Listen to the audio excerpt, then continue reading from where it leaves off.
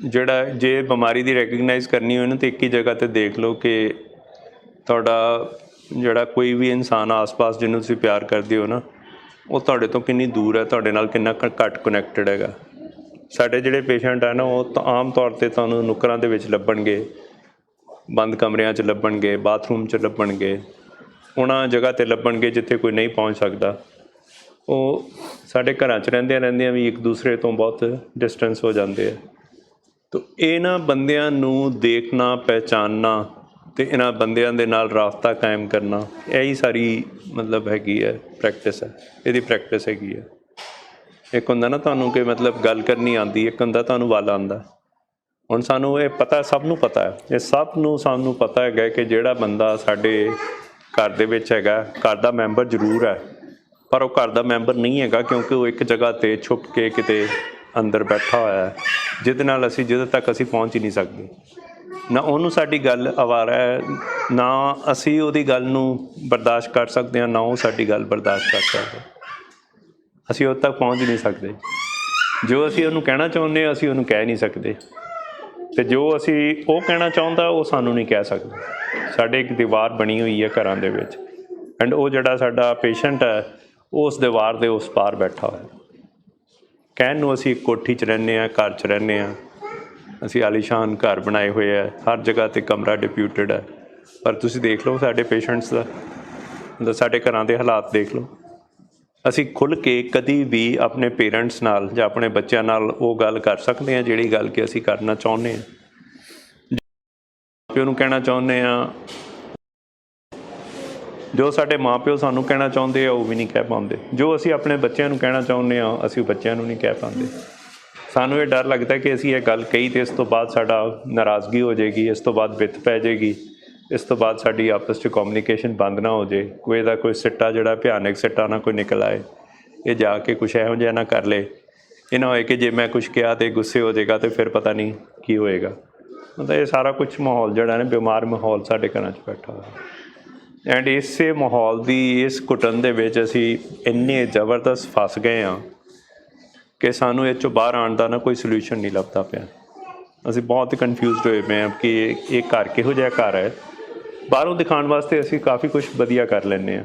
ਜਦੋਂ ਅਸੀਂ ਕਿਸੇ ਵਿਆਹ ਸ਼ਾਦੀ 'ਤੇ ਜਾਂਦੇ ਹਾਂ, ਸੈਲੀਬ੍ਰੇਸ਼ਨ 'ਤੇ ਜਾਂਦੇ ਹਾਂ, ਜਦੋਂ ਅਸੀਂ ਕਿਤੇ ਬਾਹਰ ਦਿਖਾਵਾ ਕਰਨਾ ਹੁੰਦਾ, ਸਾਡੇ ਕੋਲ ਇਹੋ ਜਿਹੇ ਕਈ ਚੀਜ਼ਾਂ ਹੁੰਦੀਆਂ ਜਿਹਦੇ ਨਾਲ ਅਸੀਂ ਮੁਖੌਟਾ ਇਹੋ ਜਿਹਾ ਪਾ ਲੈਂਦੇ ਹਾਂ ਕਿ ਜਦੋਂ ਦੁਨੀਆ ਦੇਖਦੀ ਹੈ ਸਾਨੂੰ ਤਾਂ ਇਹ ਲੱਗਦੀ ਕਿ ਅਸੀਂ ਬਹੁਤ ਹੀ ਕਿਤੇ ਕਲੋਜ਼ ਰਿਲੇਸ਼ਨਸ਼ਿਪ, ਇਹੋ ਜਿਹੇ ਰਿਲੇਸ਼ਨਸ਼ਿਪ 'ਚ ਆਪਸ 'ਤੇ ਜੁੜੇ ਹੋਏ ਹਾਂ ਕਿ ਜਿਹੜਾ 7 ਜਨਮਾਂ ਵਾਲਾ ਰਿਲੇਸ਼ਨਸ਼ਿਪ ਹੈ ਸਾਡਾ। ਪਰ ਰਿਲੇਸ਼ਨਸ਼ਿਪ ਦੇ ਵਿੱਚ ਖੋਖਲਾਪਨ ਨਾ ਨਜ਼ਰ ਆਉਂਦਾ ਜਦੋਂ ਅਸੀਂ ਘਰ 'ਚ ਆਉਂਦੇ ਹਾਂ ਨਾ। ਅਸੀਂ ਤਾਂ ਹੀ ਲੋਕਾਂ ਨੂੰ ਨਾ ਬਹੁਤਾ ਦੂਰ ਦੂਰ ਰੱਖਦੇ ਹਾਂ। ਤੁਸੀਂ ਦੇਖਿਆ ਹੋਏਗਾ ਅੱਜ ਕੱਲ੍ਹ ਰਿਵਾਜ਼ ਹੈਗਾ ਕਿ ਕੋਈ ਵੀ ਹੈ ਨਾ ਜਿਹੜਾ ਸਾਡੇ ਨਾਲ ਫੋਨ 'ਤੇ ਗੱਲ ਕਰ ਲੇ, ਜਿਹੜੀ ਗੱਲ ਕਰਨੀ ਹੈ ਵਟਸਐਪ 'ਤੇ ਗੱਲ ਕਰ ਲੇ, ਨਾ ਹੀ ਕੋਈ ਖੇਚਲ ਕਰੇ ਸਾਡੇ ਤੱਕ ਪਹੁੰਚਣ ਦੀ, ਅਤੇ ਨਾ ਹੀ ਸਾਡੇ ਕੋਲ ਬਰਦਾਸ਼ਤ ਕਰਨ ਦਾ ਮਾਤਾ ਹੈ ਕਿ ਸਾਡੇ ਨਾਲ ਆ ਕੇ ਕੋਈ ਰਹਿ ਜਾਵੇ, ਕਿਉਂਕਿ ਸਾਡੇ ਕੋਲ ਸ਼ੇਅਰ ਕਰਨ ਵਾਲਾ ਕੁਛ ਨਹੀਂ ਹੈ। ਸਾਡੀ ਜ਼ਿੰਦਗੀ ਇਸ ਤਰ੍ਹਾਂ ਦੀ ਹੋ ਗਈ ਜਿੱਥੇ ਅਸੀਂ ਸਭ ਕੁਛ ਹੀ ਲੁਕਾ ਕੇ ਬੈਠੇ ਹਾਂ, ਹੈ ਨਾ। ਮਤਲਬ ਸਾਡੇ ਘਰਾਂ ਦੇ ਵਿੱਚ ਕੋਈ ਇਹੋ ਜਿਹੀ ਇਮਾਨਦਾਰੀ ਵਾਲੀ ਗੱਲ ਨਹੀਂ ਹੈ। ਅਸੀਂ ਇੱਕ ਦੂਜੇ ਨਾਲ ਕਦੀ ਆਪਣੀ ਫੀਲਿੰਗਸ ਨਹੀਂ ਸ਼ੇਅਰ ਕਰ ਸਕਦੇ। ਅਸੀਂ ਕਦੀ ਇਹ ਨਹੀਂ ਕਰ ਸਕਦੇ ਕਿ ਮੈਨੂੰ ਤੁਹਾਡੀ ਗੱਲ ਚੰਗੀ ਨਹੀਂ ਲੱਗ ਰਹੀ। ਤੁਸੀਂ ਦੱਸੋ, ਇੰਨੀ ਛੋਟੀ ਗੱਲ ਜਿੱਥੇ ਅਸੀਂ ਇੰਨੀਆਂ ਗੱਲਾਂ ਕਰ ਲੈਂਦੇ, ਅਸੀਂ ਸਾਰੀਆਂ ਗੱਲਾਂ ਕਰ ਸਕਦੇ ਹਾਂ ਕਿ ਉੱਥੇ ਇਹ ਹੋਇਆ, ਉਹਨਾਂ ਦੇ ਘਰ ਇਹ ਹੋਇਆ, ਇੱਕ ਦੂਜੇ ਦੇ ਨਾਲ ਨਿਊਜ਼ ਸਾਰੀ ਸ਼ੇਅਰ ਕਰ ਸਕਦੇ ਹਾਂ ਕਿ ਪੋਲੀਟੀਕਲ ਲੈਵਲ 'ਤੇ ਇਹ ਹੋ ਰਿਹਾ, ਰਿਲੀਜੀਅਸ ਗਰਾਊਂਡ 'ਤੇ ਇਹ ਹੋ ਰਿਹਾ, ਅੱਛਾ ਨਹੀਂ ਹੋ ਰਿਹਾ। ਪਰ ਅਸੀਂ ਆਹ ਗੱਲ ਕਰ ਸਕਦੇ ਹਾਂ ਕਿ ਮੈਨੂੰ ਤੇਰੇ ਨਾਲ ਮਿਲ ਕੇ ਅੱਜ ਉਹ ਖੁਸ਼ੀ ਨਹੀਂ ਹੋ ਰਹੀ, ਜਾਂ ਮੈਨੂੰ ਤੇਰੇ ਵੱਲ ਦੇਖ ਕੇ ਅਤੇ ਮੈਨੂੰ ਕੁਛ ਅੰਦਰੋਂ ਕੁਛ ਮਹਿਸੂਸ ਚੰਗਾ ਨਹੀਂ ਹੋ ਰਿਹਾ, ਜਾਂ ਮੈਂ ਤੈਨੂੰ ਦੇਖ ਕੇ ਮੈਨੂੰ ਬੇਚੈਨੀ ਹੋ ਰਹੀ ਹੈ, ਜਾਂ ਮੈਂ ਚਾਹੁੰਦਾ ਕਿ ਜੇ ਤੁਹਾਡੀ ਆਹ ਵਾਲੀ ਜਿਹੜਾ ਤੁਹਾਡਾ ਮਤਲਬ ਬਿਹੇਵੀਅਰ ਹੈ ਸ਼ਾਇਦ ਮੇਰੇ ਵਾਸਤੇ ਚੰਗਾ ਨਹੀਂ ਹੈਗਾ, ਅਤੇ ਮੈਨੂੰ ਜਦੋਂ ਤੁਹਾਡਾ ਇਹ ਬਿਹੇਵੀਅਰ ਦੇਖਦਾ ਤਾਂ ਮੈਨੂੰ ਡਰ ਲੱਗਦਾ, ਮੈਨੂੰ ਆਪਣੇ ਆਪ ਦੇ ਕੋਲੋਂ ਡਰ ਲੱਗਦਾ। ਮਤਲਬ ਇਹ ਗੱਲਾਂ ਅਸੀਂ ਕਹਿ ਸਕਦੇ ਹਾਂ, ਨਹੀਂ ਕਹਿ ਸਕਦੇ ਨਾ। ਇਹਦਾ ਮਤਲਬ ਹੈ ਕਿ ਅਸੀਂ ਕਿਤੇ ਨਾ ਕਿਤੇ ਸਾਡੇ ਸਾਰਿਆਂ ਦੇ ਅੰਦਰ ਨਾ ਇੱਕ ਇਨਵਿਜ਼ੀਬਲ ਹੈਂਡੀਕੈਪ ਬੈਠਾ ਹੋਇਆ ਹੈ, ਸਾਰਿਆਂ ਦੇ ਅੰਦਰ। ਇਹ ਨਹੀਂ ਹੈ ਕਿ ਜਿਹੜੇ ਪੇਸ਼ੈਂਟ ਨੂੰ ਅਸੀਂ ਲੈ ਕੇ ਆਏ ਹਾਂ ਸਿਰਫ ਉਸ ਪੇਸ਼ੈਂਟ ਦੇ ਅੰਦਰ ਹੀ ਬੈਠਾ, ਸਾਡੇ ਸਾਰਿਆਂ ਦੇ ਅੰਦਰ ਇੱਕ ਇਹੋ ਜਿਹਾ ਅਪਾਹਿਜਪਨ ਹੈ ਜਿਹੜਾ ਨਜ਼ਰ ਨਹੀਂ ਆਉਂਦਾ ਪਿਆ, ਨਜ਼ਰ ਹੀ ਨਹੀਂ ਆਉਂਦਾ ਪਿਆ। ਅਸੀਂ ਇੰਨੇ ਕਰੂਲ ਹੈਗੇ ਨਹੀਂ, ਅਸੀਂ ਇੰਨੇ ਮਤਲਬ ਜ਼ਾਲਮ ਹੈਗੇ ਨਹੀਂ ਜਿਸ ਤਰ੍ਹਾਂ ਦੇ ਰਵੱਈਏ ਸਾਡੇ ਹੈਗੇ ਆ, ਜਿਸ ਤਰ੍ਹਾਂ ਅਸੀਂ ਬਿਹੇਵ ਕਰ ਰਹੇ ਹਾਂ ਨਾ, ਅਸੀਂ ਕੋਈ ਬਹੁਤ ਵਧੀਆ ਇਨਸਾਨ ਨਹੀਂ ਬਿਹੇਵ ਕਰ ਰਹੇ। ਇੱਕ ਇਨਸਾਨ ਤਾਂ ਦੂਸਰੇ ਨਾਲ ਕਨੈਕਟ ਕਰ ਲੈਣਾ ਚਾਹੀਦਾ।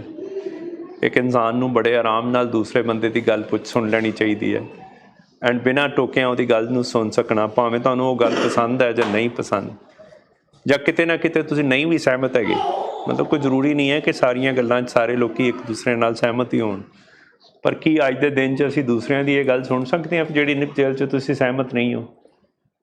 ਤੁਸੀਂ ਉਹ ਗੱਲ ਸ਼ੁਰੂਆਤ ਹੀ ਨਹੀਂ ਹੋਣ ਦਿੰਦੇ। ਪਹਿਲੇ ਤਾਂ ਗੱਲ ਹੈ ਕਿ ਉਸ ਇਨਸਾਨ ਦੇ ਕੋਲ ਸਾਨੂੰ ਬਹਿਣਾ ਹੀ ਗਵਾਰਾ ਨਹੀਂ ਹੈ ਜਿਹੜੇ ਇਨਸਾਨ ਕੋਲੋਂ ਸਾਨੂੰ ਐਕਸਪੈਕਟਡ ਹੈ ਕਿ ਕੋਈ ਗੱਲ ਸਾਡੀ ਨਜ਼ਰੀਏ ਤੋਂ ਅਗੇਂਸਟ ਕਰੇਗਾ। ਫਿਰ ਅਸੀਂ ਆਪਣੇ ਨਜ਼ਰੀਏ ਨੂੰ ਲੈ ਕੇ ਇੰਨੇ ਘੁੱਟੇ ਹੋਏ ਹਾਂ ਕਿ ਆਪਣੇ ਨਜ਼ਰੀਏ ਵੱਲ ਸਾਡਾ ਧਿਆਨ ਹੀ ਨਹੀਂ ਜਾਂਦਾ ਕਿ ਇਹ ਜੋ ਮੈਨੂੰ ਨਜ਼ਰ ਆ ਰਿਹਾ ਨਾ, ਇਹ ਸਿਰਫ ਮੇਰਾ ਇੱਕ ਨਜ਼ਰੀਆ ਹੈ। ਉਹ ਇਨਸਾਨ ਇਸ ਤਰ੍ਹਾਂ ਦਾ ਨਹੀਂ ਹੈ, ਦੁਨੀਆ ਇਸ ਤਰ੍ਹਾਂ ਦੀ ਨਹੀਂ ਹੈ ਜਿਸ ਤਰ੍ਹਾਂ ਮੈਨੂੰ ਨਜ਼ਰ ਆ ਰਹੀ ਹੈ। ਬਟ ਅਸੀਂ ਆਪਣੇ ਨਜ਼ਰੀਏ ਨੂੰ ਇੰਨਾ ਉੱਪਰ ਰੱਖਿਆ ਹੈ ਕਿ ਉਹਦੇ ਪਿੱਛੇ ਅਸੀਂ ਦੁਨੀਆ ਦੀਆਂ ਕਈ ਚੀਜ਼ਾਂ ਸੈਕਰੀਫਾਈਸ ਕਰ ਦਿੰਦੇ ਹਾਂ। ਆਪਣੀ ਜਾਨ ਕੀ, ਕੋਈ ਵੀ ਰਿਸ਼ਤਾ ਦੁਨੀਆ ਦਾ ਨਾ ਸਾਡੇ ਨਜ਼ਰੀਏ ਦੇ ਸਾਹਮਣੇ ਕੁਰਬਾਨ ਹੋ ਜਾਂਦਾ। ਐਡੇ ਸਾਡੇ ਪੱਕੇ ਨਜ਼ਰੀਏ। ਸਾਡੇ ਘਰਾਂ ਦੇ ਵਿੱਚ ਰਿਸ਼ਤਿਆਂ ਦੀ ਇੰਪੋਰਟੈਂਸ ਨੀਚੇ ਹੈ, ਸਾਡੇ ਆਪਣੇ ਖੁਦ ਦੇ ਨਜ਼ਰੀਏ ਉੱਪਰ ਹੈ। ਤੁਸੀਂ ਦੇਖਿਆ ਕਦੀ ਕੋਈ ਸਾਨੂੰ ਕੋਈ ਗੱਲ, ਛੋਟੀ ਜਿਹੀ ਵੀ ਗੱਲ ਕੋਈ ਟੋਕ ਦਿੰਦਾ ਨਾ, ਛੋਟੀ ਜਿਹੀ ਵੀ ਗੱਲ ਕੋਈ ਕਹਿ ਦਿੰਦਾ ਨਾ, ਮਤਲਬ ਸਿੱਧਾ ਹੀ ਇੰਨਾ ਹੀ ਕਹਿ ਦਈਏ, ਘਰ 'ਚ ਆਪਾਂ ਕਹਿ ਦਈਏ ਕਿ ਯਾਰ ਠੀਕ ਤਰ੍ਹਾਂ ਬੈਠੋ ਜ਼ਰਾ, ਜਾਂ ਮਤਲਬ ਤੁਸੀਂ ਖਾਣੇ 'ਤੇ ਬੈਠਣ ਲੱਗਿਆ ਤੁਸੀਂ ਆਹ ਚੀਜ਼ ਇਸ ਤਰ੍ਹਾਂ, ਮਤਲਬ ਆਹ ਚੀਜ਼ ਮੈਨੂੰ ਤੁਹਾਡੀ ਨਹੀਂ, ਇੰਨੀ ਵੀ ਕੀ ਗੱਲ ਹੈ? ਕੋਈ ਐਡੀ ਕੋਈ ਵੱਡੀ ਗੱਲ ਤਾਂ ਨਹੀਂ ਹੈ ਕਿ ਜਿਹੜੀ ਤੁਸੀਂ ਆਵਾਜ਼ ਕਰ ਰਹੇ ਹੋ ਮੈਨੂੰ ਨਹੀਂ ਅੱਛੀ ਲੱਗ ਰਹੀ, ਜਾਂ ਤੁਸੀਂ ਇਸ ਤਰੀਕੇ ਨਾਲ ਖਾ ਲਿਆ ਕਰੋ, ਜਾਂ ਤੁਸੀਂ ਜਦੋਂ ਕੱਪੜਿਆਂ ਦੇ ਉੱਪਰ ਡੋਲਦੇ ਹੋ ਤਾਂ ਮੈਨੂੰ ਮਤਲਬ ਦੇਖ ਕੇ ਕੁਛ ਉਹ ਤਕਲੀਫ ਹੁੰਦੀ ਹੈ। ਇਹ ਹੁਣ ਗੱਲ ਕਹਿਣੀ ਕਿੱਡੀ ਕੁ ਵੱਡੀ ਗੱਲ ਹੈ? ਜਾਂ ਤੁਸੀਂ ਨਹਾ ਕੇ ਆਏ ਹੋ, ਜਾਂ ਤੁਹਾਡੇ ਮਾਊਥ ਦੇ ਵਿੱਚੋਂ ਇਸ ਵੇਲੇ ਸਮੈਲ ਆ ਰਹੀ ਹੈ, ਮਤਲਬ ਇਹ ਗੱਲ ਕਹਿਣੀ ਬਹੁਤ ਵੱਡੀ ਗੱਲ ਹੈ। ਉਸ ਤਰ੍ਹਾਂ ਅਸੀਂ ਕਹਿੰਦੇ ਹਾਂ ਜੀ ਬੜਾ ਰਿਸ਼ਤਾ ਸਾਡਾ, ਇਹ ਮੇਰੇ ਆਹ ਰਿਸ਼ਤਾ ਹੈ, ਮੇਰਾ ਇਹਦੇ ਨਾਲ ਮੇਰਾ ਇਹ ਰਿਸ਼ਤਾ ਹੈ, ਇਹਦੇ ਨਾਲ ਮੇਰਾ ਇਹ ਰਿਸ਼ਤਾ। ਅਸੀਂ ਕੁਛ ਨਹੀਂ ਰਿਸ਼ਤਾ ਰੱਖਦੇ। ਰਿਸ਼ਤਾ ਹੁੰਦਾ ਜਿਹਦੇ 'ਚ ਤੁਸੀਂ ਕਿਸੇ ਨਾਲ ਮਤਲਬ ਇੰਨੀ ਕੁ ਜੋੜ ਰੱਖੋ ਕਿ ਜਿਹਦੇ ਵਿੱਚ ਤੁਸੀਂ ਗੱਲ ਨੂੰ ਕਹਿਣ ਲੱਗਿਆ ਤੁਹਾਨੂੰ ਝਿਜਕ ਨਾ ਆਏ। ਐਂਡ ਇਹ ਰਿਸ਼ਤੇ ਜਿਹੜੇ ਹੈ ਨਾ, ਜੇ ਤੁਸੀਂ ਕਹੋ ਨਾ ਕਿ ਬਣੇ ਬਣਾਏ ਆਉਂਦੇ, ਬਣੇ ਬਣਾਏ ਨਹੀਂ ਆਉਂਦੇ, ਇਹਨਾਂ ਵਾਸਤੇ ਮਿਹਨਤ ਕਰਨੀ ਪੈਂਦੀ, ਬਹੁਤ ਮਿਹਨਤ ਕਰਨੀ ਪੈਂਦੀ ਹੈ। ਹਰ ਰਿਸ਼ਤੇ ਨੂੰ ਮਤਲਬ ਕਹਿੰਦੇ ਨਾ ਖਾਦ ਪਾਣੀ ਮਿੱਟੀ ਟਾਈਮ ਟੂ ਟਾਈਮ ਦੇਣੀ ਪੈਂਦੀ ਹੈ। ਜੇ ਤੁਸੀਂ ਕਹੋ ਕਿ ਇੱਕ ਰਿਸ਼ਤਾ ਸਿਰਫ ਬਣਾ ਤਾ ਇਨ ਲਾਜ਼ ਦੇ ਨਾਲ, ਇਹ ਲਾਅ ਦੇ ਕਰਕੇ ਰਿਸ਼ਤਾ ਹੋ ਗਿਆ, ਇਹਨਾਂ ਦੇ ਘਰ ਮੈਂ ਜੰਮਿਆ ਇਸ ਕਰਕੇ ਮੇਰਾ ਰਿਸ਼ਤਾ ਹੋ ਗਿਆ, ਮਜਬੂਰਨ ਰਿਸ਼ਤੇ ਨਹੀਂ ਹੁੰਦੇ। ਰਿਸ਼ਤਿਆਂ 'ਤੇ ਹਮੇਸ਼ਾ ਹੀ ਕੰਮ ਕਰਨ ਦੀ ਲੋੜ ਹੈ। ਅਸਲ 'ਚ ਸਾਡੀ ਜ਼ਿੰਦਗੀ ਦੇ ਵਿੱਚ ਜਿਹੜੀ ਚੀਜ਼ ਗਾਇਬ ਹੈ ਨਾ, ਉਹ ਹੈ ਖੁਸ਼ੀ। ਐਂਡ ਖੁਸ਼ੀ ਉਦੋਂ ਆਉਣੀ ਹੈ ਜਦੋਂ ਸਾਡੇ ਰਿਸ਼ਤਿਆਂ ਦੀ ਮਤਲਬ ਸਾਨੂੰ ਕਦਰ ਪੈ ਜਾਏਗੀ। ਅਸਲ 'ਚ ਖੁਸ਼ੀ ਤੁਹਾਨੂੰ ਦਿੰਦਾ ਕੌਣ ਹੈ? ਖੁਸ਼ੀ ਹੁੰਦੀ ਹੈ ਕਿ ਤੁਸੀਂ ਜਦੋਂ ਕਿਸੇ ਇਨਸਾਨ ਦੇ ਵਿੱਚ ਆਪਣਾ ਰੂਪ ਦੇਖੋਗੇ ਨਾ, ਤੁਹਾਨੂੰ ਉਸ ਇਨਸਾਨ ਦੀਆਂ ਕਈ ਚੀਜ਼ਾਂ ਨਜ਼ਰ ਆਉਣਗੀਆਂ ਜਿਹਦੇ ਕਰਕੇ ਤੁਹਾਡੀ ਆਪਣੀ ਜ਼ਿੰਦਗੀ ਜਿਹੜੀ ਹੈ ਨਾ ਮੋਡੀਫਾਈ ਹੋਣੀ ਸ਼ੁਰੂ ਹੋ ਜਾਏਗੀ। ਕਿਉਂਕਿ ਜਿਹੜਾ ਇਨਸਾਨ ਤੁਹਾਡੇ ਸਾਹਮਣੇ ਬੈਠਾ ਹੈ ਨਾ, ਉਹ ਤੁਹਾਡਾ ਸ਼ੀਸ਼ਾ ਹੈ। ਜਦੋਂ ਤੁਸੀਂ ਉਸ ਦੇਖੋਗੇ ਕਿ ਤੁਹਾਡਾ ਇੱਕ ਰੂਪ ਉਹ 'ਚ ਨਜ਼ਰ ਆ ਰਿਹਾ, ਪਿਆਰ ਕਰਦੇ ਹੋ, ਤੁਹਾਡੀ ਆਪਣੀ ਪਰਸਨੈਲਿਟੀ ਜਿਹੜੀ ਸਪਲਿਟ ਹੋ ਜਾਂਦੀ ਹੈ। ਤੁਹਾਨੂੰ ਇਹ ਨਹੀਂ ਪਤਾ ਕਿ ਤੁਸੀਂ ਆਪਣੀ ਕਿਹੜੀ ਚੀਜ਼ ਨੂੰ ਪਿਆਰ ਕਰਦੇ ਹੋ, ਕਿਹੜੀ ਚੀਜ਼ ਨੂੰ ਨਫ਼ਰਤ ਕਰਦੇ ਹੋ। ਹੁੰਦਾ ਕੀ ਹੈ ਕਿ ਜਿਹੜੀਆਂ ਚੀਜ਼ਾਂ ਨੂੰ ਅਸੀਂ ਪਿਆਰ ਕਰਦੇ ਹਾਂ ਉਹਨਾਂ ਨੂੰ ਅਸੀਂ ਵੱਧ ਕੇ ਦਿਖਾਉਂਦੇ ਹਾਂ, ਉਹਦਾ ਅਸੀਂ ਇੰਨਾ ਦਿਖਾਵਾ ਕਰਦੇ ਹਾਂ। ਅਤੇ ਜਿਹੜੀਆਂ ਚੀਜ਼ਾਂ ਸਾਡੀਆਂ ਕਮੀਆਂ ਹੁੰਦੀਆਂ ਨਾ, ਉਹਨਾਂ 'ਤੇ ਕੰਮ ਜ਼ਿਆਦਾ ਕਰਨ ਦੀ ਲੋੜ ਹੈ।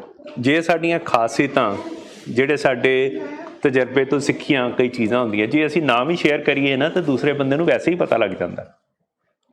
ਹਰ ਕੋਈ ਇਨਸਾਨ ਤੁਹਾਡੀਆਂ ਖਾਸੀਅਤਾਂ ਤੋਂ ਜਾਣੂ ਹੁੰਦਾ, ਉਹਨੂੰ ਪਤਾ ਹੁੰਦਾ ਕਿ ਤੁਹਾਡੇ ਅੰਦਰ ਆਹ ਚੀਜ਼ਾਂ। ਗੱਲ ਸਿਰਫ ਉਹ ਕਰਨ ਵਾਲੀ ਹੁੰਦੀ, ਰਿਸ਼ਤਾ ਹੁੰਦਾ ਜਦੋਂ ਤੁਹਾਡੀਆਂ ਖਾਮੀਆਂ ਨੂੰ ਵੀ ਕੋਈ ਦੱਸ ਸਕੇ, ਭਈ ਬਾਬਾ ਜੀ ਨੇ ਤੈਨੂੰ ਬਣਾਇਆ ਪਰਫੈਕਟ ਆ, ਤੇਰੇ 'ਚ ਆ ਸਾਰੀਆਂ ਬੜੀਆਂ ਖਾਸੀਅਤਾਂ ਹੈਗੀਆਂ, ਕਿ ਜੇ ਤੂੰ ਇਸ ਚੀਜ਼ ਇੱਕ 'ਤੇ ਕੰਮ ਕਰ ਲੈਣਾ ਤਾਂ ਤੇਰੇ ਵਰਗਾ ਦੁਨੀਆ 'ਚ ਦੂਜਾ ਇਨਸਾਨ ਨਹੀਂ ਕੋਈ ਹੋਏਗਾ। ਬਸ ਇੰਨੀ ਗੱਲ ਹੀ ਕਹਿਣ ਵਾਲੀ ਹੈ, ਕਹਿਣ ਦਾ ਤਰੀਕਾ ਹੀ ਹੈ। ਹੁਣ ਦੂਸਰਾ ਬੰਦਾ ਵੀ ਉਨੀ ਰਿਸਪੈਕਟਫੁਲੀ ਸੁਣ ਲੇ ਵੀ ਇਹਨੇ ਜਿਹੜੀ ਮੇਰੀ ਗੱਲ ਕੀਤੀ ਨਾ ਮੇਰੇ ਫਾਇਦੇ ਵਾਸਤੇ ਕੀਤੀ ਹੈ, ਮੈਨੂੰ ਕੋਈ ਨੀਵਾਂ ਦਿਖਾਉਣ ਵਾਸਤੇ ਨਹੀਂ ਕੀਤੀ। ਦੇਖੋ ਦੁਨੀਆ ਦੇ ਵਿੱਚ ਜਿਹੜਾ ਓਨਲੀ ਪਰਫੈਕਟ ਥਿੰਗ ਜ਼ਿੰਦਗੀ ਦੇ ਵਿੱਚ ਜਿਹੜੀ ਹੈ ਨਾ, ਉਹ ਪਰਮਾਤਮਾ ਹੀ ਹੈ। ਇਨਸਾਨ ਉਹਨੇ ਬਣਾਇਆ, ਕਦੀ ਉਹ ਹੋ ਸਕਦਾ ਹੈ ਕਿ ਕੋਈ ਪਰਮਾਤਮਾ ਇੱਕ ਇਨਸਾਨ ਬਣਾਏ ਅਤੇ ਉਹ ਉਹਦੇ ਕੋਲੋਂ ਪਰਫੈਕਟ ਨਾ ਬਣੇ। ਜੇ ਅਸੀਂ ਇਸ ਚੀਜ਼ ਨੂੰ ਬਿਲੀਵ ਕਰਦੇ ਹਾਂ ਕਿ ਪਰਮਾਤਮਾ ਦੇ ਬਣਾਏ ਅਸੀਂ ਇਨਸਾਨ ਹਾਂ ਅਤੇ ਪਰਮਾਤਮਾ ਦੇ ਬਣਾਏ ਇਨਸਾਨ ਪਰਫੈਕਟ ਹੈਗੇ ਆ, ਪਰ ਉਹਨੇ ਜੇ ਕੋਈ ਨਾ ਕੋਈ ਕਮੀ ਰੱਖੀ ਹੈ ਜਾਂ ਕੋਈ ਨਾ ਕੋਈ ਤੁਹਾਨੂੰ ਕੋਈ ਸਿਫਤ ਦਿੱਤੀ ਹੈ ਅਤੇ ਇਹ ਉਹਦੀ ਸਿਰਫ ਅਤੇ ਸਿਰਫ ਉਹਦੀ ਸਿਫਤ ਹੈ, ਇਹ ਤਾਂ ਸਿਰਫ ਅਤੇ ਸਿਰਫ ਉਹਦਾ ਗ੍ਰੈਟੀਟਿਊਡ ਹੈ। ਜੇ ਇਨਸਾਨ ਨੂੰ ਉਹ ਸਾਰੀਆਂ ਹੀ ਸਿਫਤਾਂ ਦੇ ਦੇ ਅਤੇ ਕੋਈ ਕਮਜ਼ੋਰੀ ਨਾ ਦੇਵੇ ਤਾਂ ਇਨਸਾਨ ਤਾਂ ਮਤਲਬ ਕਦੀ ਇਨਸਾਨ ਆਪਣੇ ਕਦੀ ਕਿਸੇ ਦੀ ਕੋਈ ਤਕਲੀਫ ਨੂੰ ਸੁਣ ਹੀ ਨਾ ਸਕੇ, ਸਮਝ ਹੀ ਨਾ ਸਕੇ। ਇਹ ਤਾਂ ਸਿਰਫ ਅਤੇ ਸਿਰਫ ਅਸੀਂ ਜਿਹੜੀਆਂ ਤਕਲੀਫਾਂ 'ਚੋਂ ਲੰਘਦੇ ਹਾਂ ਨਾ, ਉਸ ਕਰਕੇ ਸਾਡੇ ਅੰਦਰ ਇੱਕ ਅਵੇਅਰਨੈਸ ਆ ਜਾਂਦੀ ਹੈ ਕਿ ਅਸੀਂ ਕਿਸੇ ਦੀ ਤਕਲੀਫ ਨੂੰ ਜਾਂ ਕਿਸੇ ਸਟੇਟ ਆਫ ਮਾਈਂਡ ਨੂੰ ਕਦੀ ਸਮਝ ਸਕਦੇ ਹਾਂ ਜਾਂ ਅੰਡਰਸਟੈਂਡ ਕਰਨ ਦੀ ਕੋਸ਼ਿਸ਼ ਕਰਦੇ ਹਾਂ। ਨਹੀਂ ਤਾਂ ਪਰਮਾਤਮਾ ਵਾਸਤੇ ਕੋਈ ਔਖਾ ਕੰਮ ਨਹੀਂ ਸੀਗਾ। ਪਰਮਾਤਮਾ ਨੇ ਇਨਸਾਨ ਸਾਨੂੰ ਪਰਫੈਕਟ ਬਣਾਇਆ। ਇਹ ਹੈ ਕਿ ਅਸੀਂ ਦੂਜੇ ਵੱਲ ਦੇਖ ਕੇ ਆਪਣੇ ਆਪ ਨੂੰ ਜਰਾ ਬਣਾਉਣ ਸੰਵਾਰਨ ਦੀ ਕੋਸ਼ਿਸ਼ ਕਰਦੇ ਹਾਂ, ਦੂਜੇ ਵੱਲ ਦੇਖ ਕੇ ਜਰਾ ਆਪਣੀਆਂ ਖਾਮੀਆਂ ਲੁਕਾਉਣ ਦੀ ਕੋਸ਼ਿਸ਼ ਕਰਦੇ ਹਾਂ, ਸ਼ਰਮਿੰਦੇ ਹੋ ਕੇ ਰਹਿੰਦੇ ਹਾਂ, ਸ਼ਰਮ ਕਰਦੇ ਹਾਂ। ਜੋ ਸਾਡੀ ਜ਼ਿੰਦਗੀ 'ਚ ਅਸਲ 'ਚ ਹੈ ਉਹਨੂੰ ਲੁਕਾ ਕੇ ਰੱਖਦੇ ਹਾਂ। ਜੋ ਸਾਡੀ ਜ਼ਿੰਦਗੀ 'ਚ ਮਤਲਬ ਚੀਜ਼ਾਂ ਥੋੜ੍ਹੇ ਬਹੁਤੀਆਂ ਕੋਈ ਪਰਮਾਤਮਾ ਨੇ ਸਾਨੂੰ ਸਿਫਤਾਂ ਦਿੱਤੀਆਂ, ਉਹਨਾਂ ਨੂੰ ਉਜਾਗਰ ਕਰਨ, ਉਹਨਾਂ ਨੂੰ 10 ਗੁਣਾ ਵਧਾ ਕੇ ਰੌਲਾ ਪਾਉਂਦੇ ਹਾਂ। ਉਹਦੇ ਕਰਕੇ ਕੀ ਹੁੰਦਾ ਕੀ ਹੈ ਕਿ ਸਾਡਾ ਆਪਣਾ ਇਕੁਇਲਿਬਰੀਅਮ ਠੀਕ ਨਹੀਂ ਰਹਿੰਦਾ। ਅਸੀਂ ਆਪਣੇ ਫੀਲਿੰਗਸ ਦੀ ਨਾ ਰਿਸਪੈਕਟ ਨਹੀਂ ਕਰਦੇ। ਸਾਡੇ ਵਾਸਤੇ it's not okay, it's not okay. ਹਾਲੇ ਕਿ ਪਰਮਾਤਮਾ ਨੇ ਕਿਹਾ ਇਟਸ ਓਕੇ। ਜੇ ਪਰਮਾਤਮਾ ਨੇ ਕਹਿ ਕੇ ਭੇਜਿਆ ਕਿ ਜੇ ਤੇਰੇ ਅੰਦਰ ਕਿਸੇ ਕੋਈ ਚੀਜ਼ ਦੀ ਕਮੀ ਹੈ ਨਾ ਤਾਂ ਇਟਸ ਓਕੇ।